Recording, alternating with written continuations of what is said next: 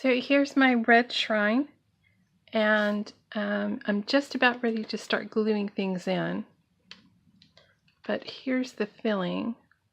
I hope you can see that. I'll try to get it a little closer and in the light.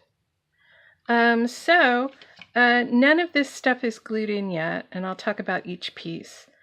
But I wanted to show you this side first. This is the painted version of the printed piece that I showed you in the last video. And it's got a lot of red glitter on it and a glossy finish. And it also has a sign that's a little bit dimensional. And that's kind of fiddly because the tin has to still fit into the tin, or the tin has to still fit into the lid. So I had to allow clearance around the sign to let this close properly. And I think I might have gotten it just a little bit too close on this edge because I have to sort of pull it over to shut it. But I'm pretty happy with the way that turned out. So let me talk about the stuff that's in here. This is a little acrylic heart that I got from the dollar store in a bag of like 100 of them. And I think you could probably also find something like this in a wedding section of most craft stores. They sell them for table decor. So I just glued a little piece of dictionary page on the back with some E6000, and it says love. And I think that's a pretty obvious choice for this red story that I'm trying to tell. Red marble you've seen before. I don't have much to say about that other than it's red. This is a glass vial of red beads. And again, I took a little bit of dictionary page and made a label for it that says red. And the stopper is a red bead with a red bead on top of it. And I do these by threading the beads onto a pin, a straight pin, and then cutting the pin short so that it doesn't hang down into the bottle.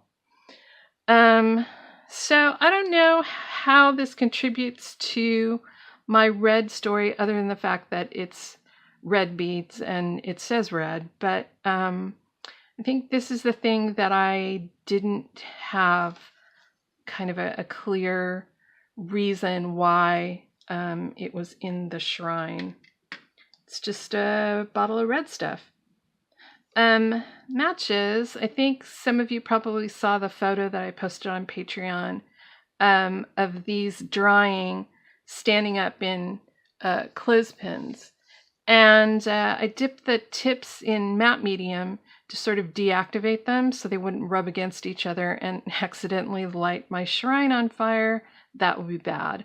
And then it's just tied with a little scrap of silk ribbon in a dark red that kind of matches the tips. And I think this is a good addition because my saying over here, red is the color of sex and fear and danger. And I thought, how can I get some danger in here? So one of the dangerous things is matches. Little bottle of red glitter hearts, sequin hearts. And again, this is a bottle that had a cork stopper. I glued it in and then waited for it to dry and then cut off the top level with the bottle and then made a stopper of 3 beads, 2 red and 1 clear on a pin.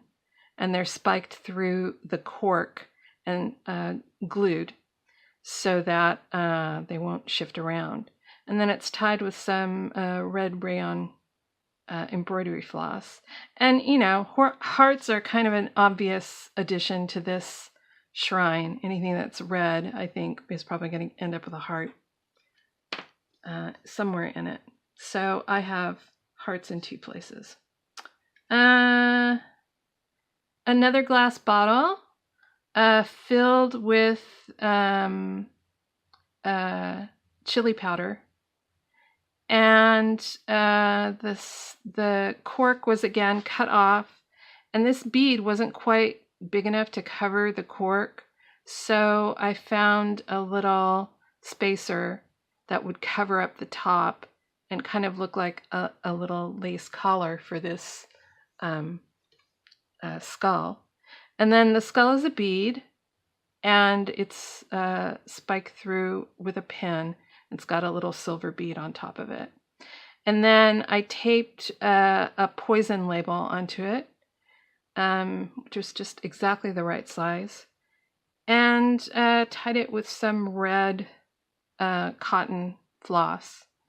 And I think the whole like red poison, red skull thing fits in well with my saying.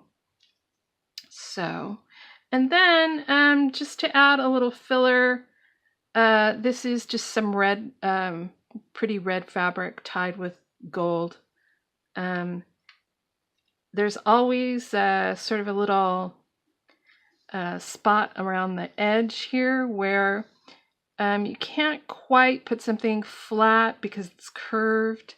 So I always try to tuck a little fabric or something, paper, something in there that can squish to accommodate that curved bottom. So these all fit together pretty well, pretty tight to allow this marble to sit in here. I have to allow a little bit of clearance for the tin to close, so I can't have that marble sitting out too high. So as a result, this vial of red beads is actually sitting up pretty high, higher than I would normally do in one of these tins. But I think it looks okay. It looks like it's just kind of thrown in there. So I'm kind of ready to glue everything in.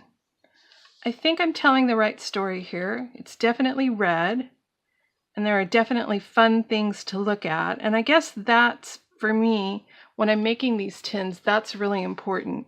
That there are lots of things to look at and consider and wonder about. Like, what the heck is this? You know, I want people to wonder about what's going on in here. And I think I probably achieved that. There's lots going on here. And it certainly is red. Here's my finished red shrine, all filled. I added a couple of extra pieces while I was gluing everything in. There's some folded pieces of paper. And I often add little bits of paper crammed into nooks and crannies, just to fill and to make it look like, I don't know, somebody has been hiding notes in here or something. So the final test of every shrine is this. To make sure that nothing falls out of it. And it looks like everything held in place. So if this needs to get shipped, I can feel confident that none of the pieces are going to fall out of it.